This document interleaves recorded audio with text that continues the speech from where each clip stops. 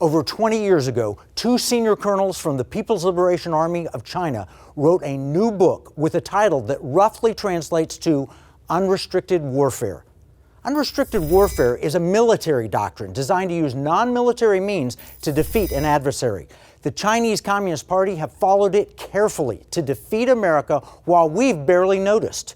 When the book was written, China's economy was roughly 1/10 the size of ours, smaller than Italy. The Chinese military was, by their own admission, vastly inferior. Yet China had grand ambitions, even if they were considered a poor third world nation. The whole point of adopting unrestricted warfare was to create a strategy to displace America in a few decades' time. And then they set about to do it. Step number one was to create the illusion that China was the next great investment opportunity. In the book, they called this mustering large amounts of capital. They were successful for sure. They illegally put millions of dollars into the Bill Clinton re-election campaign in 1996. And after bribing politicians, they received most favored nation status and have subsequently taken in more than $3 trillion of American money that we know about. They've adopted unrestricted warfare across the board, including in the form of financial warfare, smuggling warfare, cultural warfare, drug warfare, media warfare, technology warfare, research warfare, psychology warfare, network warfare, international law warfare, environmental warfare, currency manipulation, stock market crashes, election interference, racial warfare. We've seen each and every one of these identified strategies and tactics harming America to China's benefit. We're going to review many of these forms of unrestricted warfare in a series of 2-minute warnings so you can better understand the threat.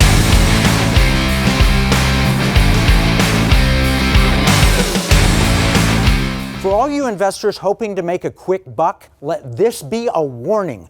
One Chinese company took $25 billion from Americans and in exchange provided them with shares in a variable interest entity out of the Cayman Islands that's not even subject to normal investor protections. And the underlying company does not even have to conform to U.S. accounting standards.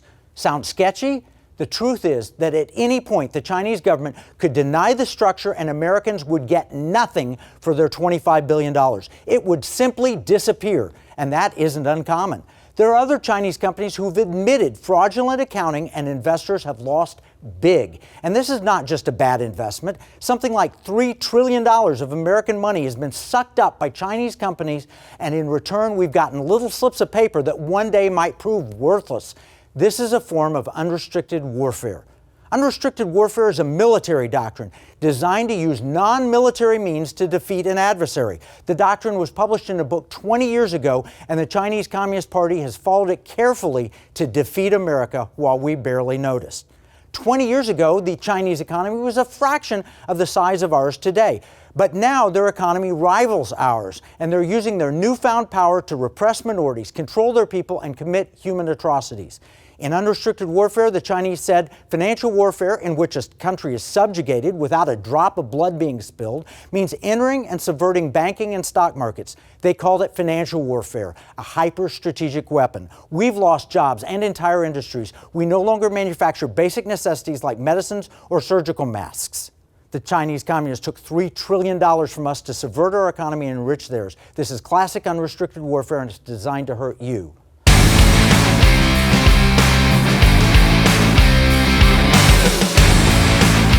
Have you heard about the seeds that were mysteriously delivered to American mailboxes from China? That's just part of a vast smuggling operation that reportedly brings in over 100,000 packages a day that could defraud or harm Americans, according to the Department of Homeland Security. In June, U.S. Customs and Border Protection seized 10,800 parts for assault weapons. Reportedly, these parts would transform a standard rifle into a true military-grade assault weapon. They came from China. Sometimes the goods are counterfeit knockoffs, hurting legitimate American business. Other times, though, they can be deadly, like assault weapons or even fake cigarettes smuggled in containing poison. Yes, cigarettes can kill, but these cigarettes kill a lot faster. Smuggling in counterfeit and dangerous products has increased substantially over the past 2 decades and is becoming more brazen than ever. This is a form of unrestricted warfare. In the book, the Chinese defined smuggling warfare as sabotaging a rival country's economy by flooding its market with illegal goods and jeopardizing a local economy by flooding the market with pirated products. There's no doubt that China has been smuggling in hundreds of billions of dollars and maybe trillions of dollars of products every year, and that has undermined our economy. It also puts our lives at risk. If you got seeds in the mail, don't plant them. They could be dangerous. And don't buy knockoff products. They might hurt you, but they for certain will undermine our economy, costing American jobs.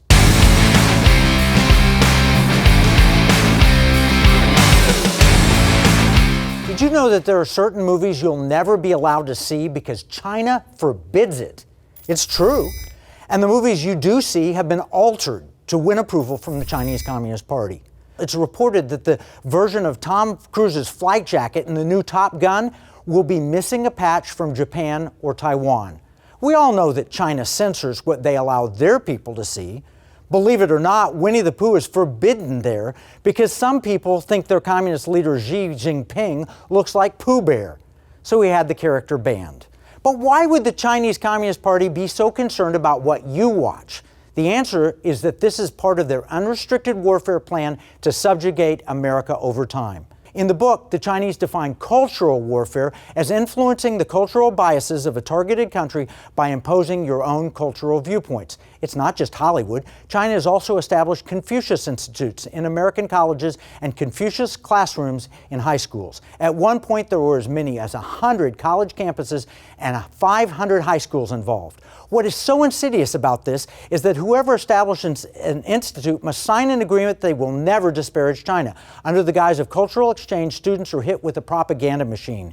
Then there's the matter of TikTok and other technology plays to further Chinese interests.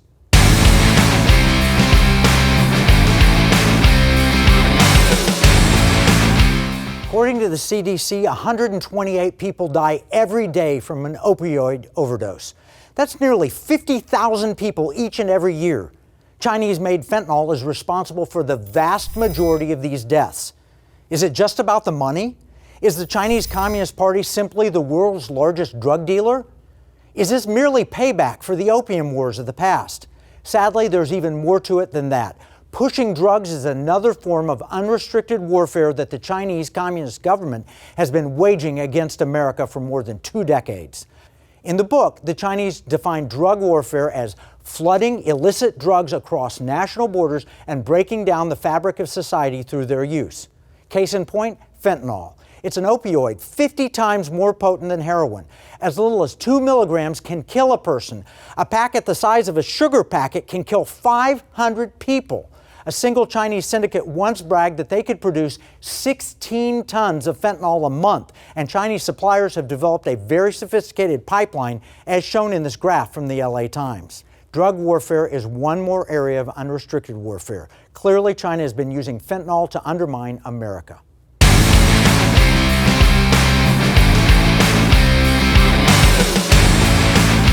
Epoch Times reports the Chinese regime is running an extensive and sophisticated long-term media outreach campaign to amplify its propaganda narrative globally. This is according to a survey by the Brussels-based International Federation of Journalists. They surveyed 58 countries and territories, and 2/3 of the respondents said China was creating a visible presence in their national media. So what? Maybe China's just trying to get some good press. Actually, this is a very sophisticated form of unrestricted warfare. Unrestricted warfare is a military doctrine designed to use non-military means to defeat an adversary.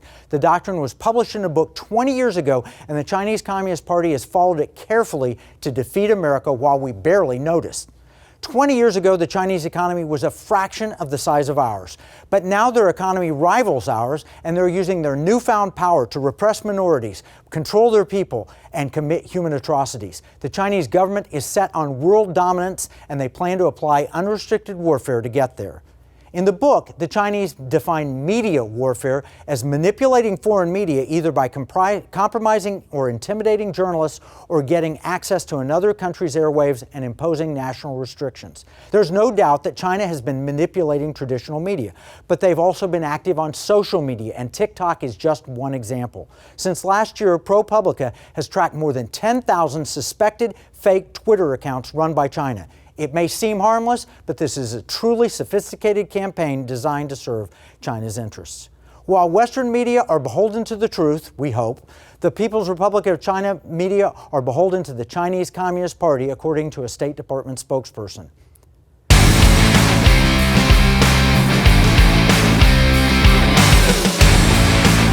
China has built a very sophisticated system to spy on and control every one of their citizens. They're also selling this system to other countries for them to spy on their people. Worse, they've also been exporting the technology to America so they can spy on and control you. Everyone knows that the next big thing for cell phones, smart TVs, smart refrigerators, and the Internet of Things is 5G. You see ads for 5G everywhere. But you may not know that China has been running a global campaign to become the backbone of 5G around the world through their tech companies like Huawei and ZTE, both of which have ties to the Chinese Communist Party and Chinese Army. In the book, the Chinese define technological warfare as creating monopolies by setting standards independently and having control or an edge in particular vital technologies that can be used in peace and wartime. This is certainly the case in 5G. China has hacked, stolen, or forced technology transfers in order to develop the most prominent 5G offerings in the world. They have infiltrated the groups that set the standards for equipment. If they succeed, they will be able to access data on everyone in the world. Imagine China listening to all your calls, reading your emails, knowing your location at all times. Think Orwell's 1984. You would be the subject to threat or blackmail.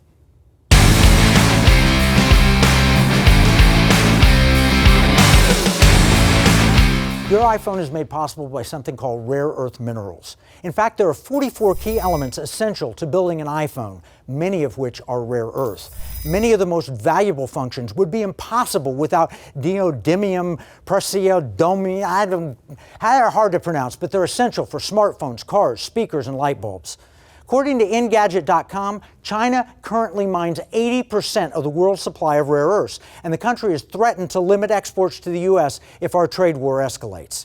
Just how did China become so dominant in the critical rare earth space? Well, to them, this is unrestricted warfare. It's a military doctrine designed to use non-military means to defeat an adversary. The doctrine was published in a book 20 years ago, and the Chinese Communist Party has followed it carefully to defeat America while we barely noticed. In the book, the Chinese define resources warfare as gaining control of scarce national resources and being able to control or manipulate their access and market value. According to an article in foreignpolicy.com, Beijing could slam every corner of the American economy, from oil refineries to wind turbines to jet engines, by banning exports of crucial minerals. Part of how we got here is from a ban on mining rare earths in the United States. China may have funded environmental groups to seek a ban here in order to increase their control of rare earth metals. This is yet another example of unrestricted warfare.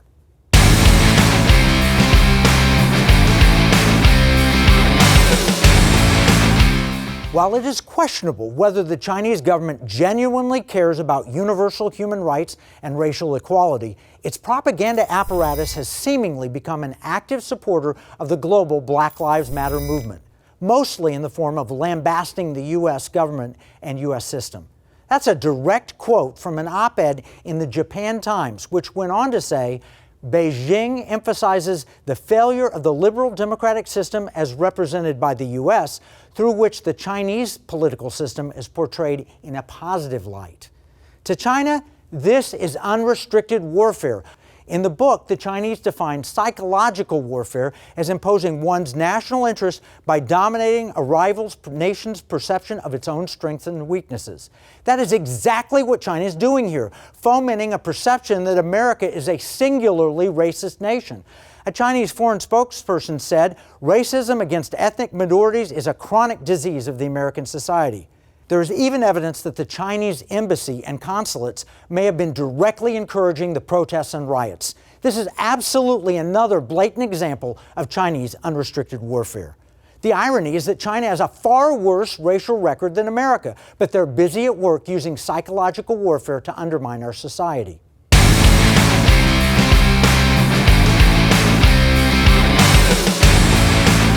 The influence of a nuclear bomb is perhaps less than the influence of a hacker. That's a direct quote from a Chinese military manual published in 1999. Over the past 20 years, China has developed perhaps the most sophisticated hacker army on the planet. Some estimates suggest that there are as many as 100,000 active hackers in units like the secretive 61398. Units such as Ugly Gorilla or Candy Goo and operations like Skeleton Key have hacked major industries, the Defense Department, the White House, and Equifax. To China, this is unrestricted warfare, a military doctrine designed to use non-military means to defeat an adversary. In the book, the Chinese define network warfare as venturing out in secret and concealing one's identity in a type of warfare that is virtually impossible to guard against, meaning dominating or subverting transnational information systems. There's no doubt that the People's Liberation Army uses hacking to promote the interests of Communist China, and America is their #1 target. The Chinese have even undertaken a hacking campaign to steal developing vaccines and treatments for the coronavirus that they unleashed on the world. Through hacking, the Chinese have literally stolen trillions of dollars from our nation over the past 2 decades as a means of unrestricted warfare.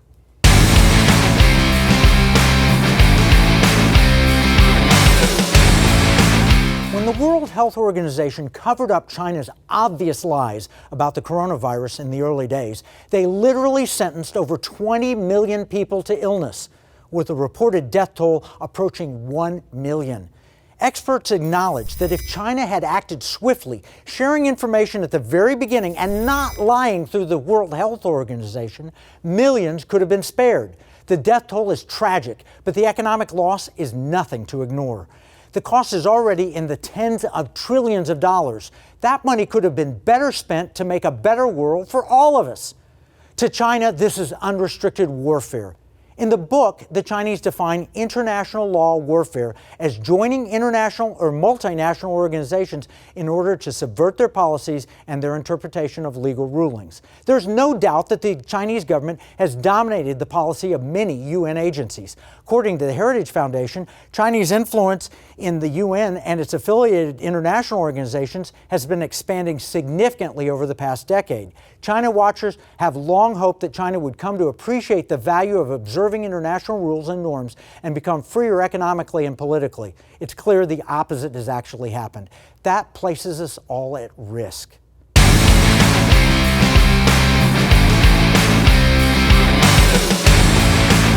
Communist China borrows billions of dollars from the World Bank.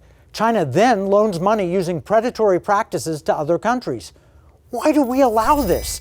For the past few years, the Chinese Communist government has been undertaking what they call a Belt and Road Initiative. Essentially, it's a strategy to invest in nations where China can gain access to markets or access key infrastructure. The problem is that they're not following good lending practices, and their motive seems too self-serving. These aren't just loans, they're a means of unrestricted warfare. Unrestricted warfare is a Chinese military doctrine designed to use non-military means to defeat an adversary. The doctrine was published in a book over 20 years ago, and the Chinese Communist Party has followed it faithfully to defeat America while we've barely noticed. In the book, the Chinese define economic aid warfare as controlling a targeted country through aid dependency. The Belt and Road Initiative is just that. This is a predatory lending process like a loan shark business. One example is a loan offered to the Solomon Islands. They offered 70 times what the Solomon Islands earn in income in a year. Can you imagine loaning someone 70 times what they earn? When they can't pay it back, China owns them.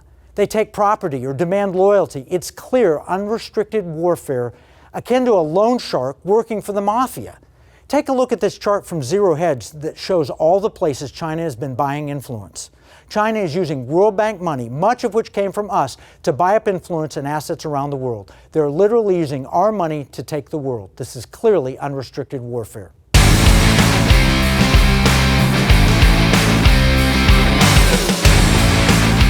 Over 20 years ago, a foreign nation stated that taking down America would require a combination method of attack, causing the enemy nation to fall into social panic, street riots, and a political crisis. Their doctrine was described as subduing the enemy through clever operations. The combination method could even use secretive biological warfare, like accidentally unleashing a virus. When this unrestricted warfare doctrine was written, the authors made it clear that a full-on military attack was out of the question. But undermining America into street riots and a political crisis, that's their end game. In the book, the Chinese describe the combination method in detail. They talk about first mustering large amounts of capital. They've clearly done that, rising from a third world nation with an economy smaller than Italy to an economic superpower. Next, launch a sneak attack against financial markets. Then use computer viruses, create hacker detachments, then infiltrate the critical infrastructure, the media, the power grid, the financial networks, and the communication structure. They've done all of that, and now we see the result. America's society is at the stress point, and the virus pushed us to the edge. China has been waging unrestricted warfare against America. Now they want us in disarray before a presidential election where one candidate is seen as a threat to China and the other is seen as a pushover.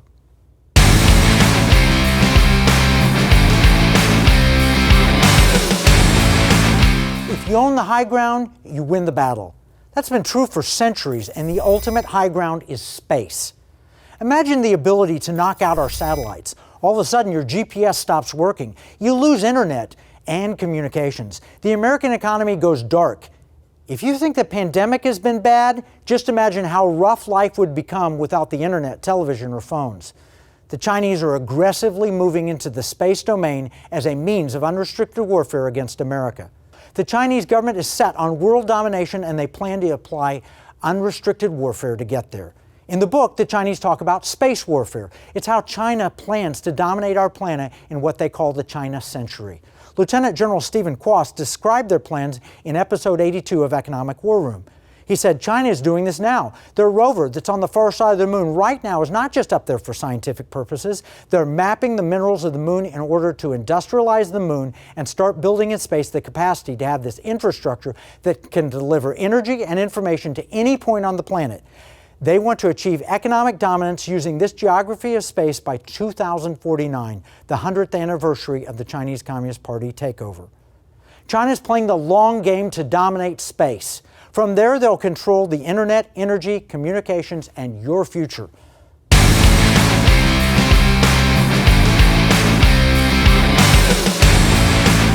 Last quarter, our economy fell at a 33% rate, according to the government. The pandemic has caused massive unemployment and driven our federal debt to unprecedented levels. And all because of a virus unleashed from China? Would it surprise you to learn that the Chinese actually discussed the concept of biochemical warfare, which includes unleashing a pandemic as a means of unrestricted warfare? They consider it subduing the enemy through clever operations, but they're careful to explain that it must not appear as purposeful. In the book, the Chinese talk about biochemical warfare, but not in the traditional sense. They aren't talking about the kind of warfare where you use chemicals or germs on troops. Rather, they discuss secretive ways to attack an enemy's economy by taking advantage of a biological tragedy. This could mean things like not telling the world that they unleashed a virus that spreads human to human, or it could mean scooping up all the personal protection equipment needed to control supply before the world realizes there is a problem. And it could mean using a virus to unleash economic chaos, as depicted in this cartoon from China Daily. China has been using the pandemic that they started to gain economic advantage over the United States. The Chinese coronavirus has been weaponized as a means of unrestricted warfare.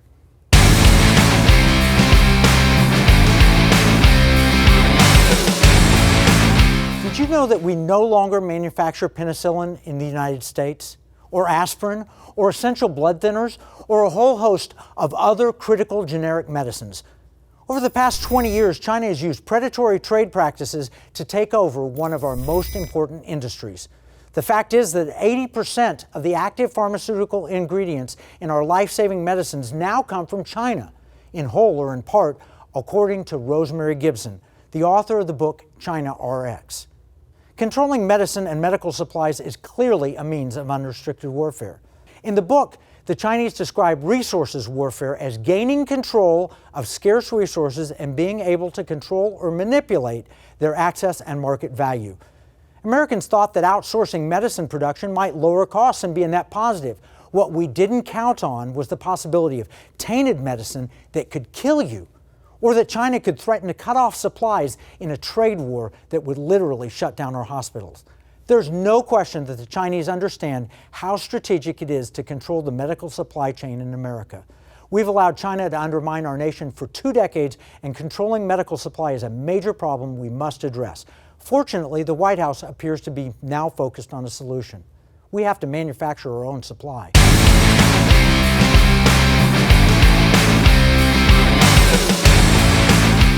Did you hear that our economy was down at a 33% rate because of the pandemic? And yet the stock market is approaching all-time highs. Under normal circumstances, that would be considered good news, but these are not normal times. Our stock markets are extremely vulnerable to a secretive, high-frequency trading hack that could take investors from rich to poor in a matter of minutes. Our economy, desperately trying to recover, would be hammered again. The scary part is that the Chinese People's Liberation Army defines a single man-made stock market crash as a new concept weapon in unrestricted warfare. In the book, the Chinese describe a single man-made stock market crash as their new concept weapon that we will never see coming. They talk about George Soros as a genius who knows how to secretly undermine an economy through what they call financial terrorism. They mention hacking and manipulation of financial systems, something they're clearly capable of doing, and they know just how to do it without leaving fingerprints. It would just seem like another normal market collapse. The Chinese are no doubt aware that if they crash the market before an election, they could remove Trump from office. China knows that the election is between one candidate who views them as an adversary and another who says, "Come on, man, China's no threat."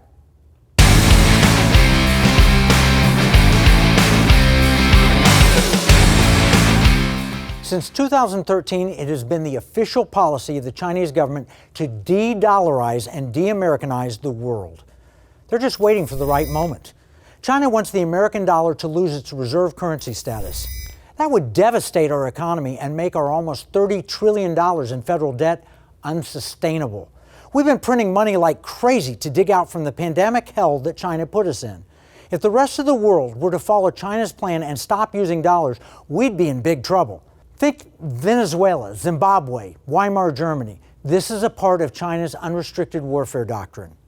Unrestricted warfare is a Chinese military doctrine designed to use non-military means to defeat an adversary. The doctrine was published in a book over 20 years ago, and the Chinese Communist Party has been following carefully to defeat America while we barely notice.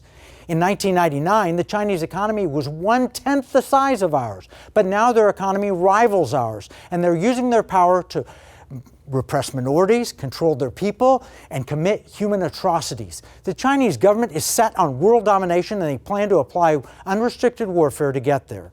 In the book, the Chinese describe manipulating an enemy country's currency as a new concept weapon that we'll never see coming. They talk about George Soros as the genius who broke the Bank of England by attacking the British pound through what they call financial terrorism. China knows that much of our global power comes from having a stable currency that other nations will use. So for the past 7 years, the Chinese have set up alternative systems to one day undermine the dollar and replace it with a basket of currencies, including the Chinese yuan. Most experts believe that the dollar will retain its reserve status for years, and hopefully they're right. But you should know that China has a warfare doctrine designed to de-dollarize the world, and they're working hard to that end. We have to stand up now or be taken down by the Chinese Communist Party. It's not too late if we recognize the threat. You can learn more at economicwarroom.com. This is Kevin Freeman from the Economic War Room.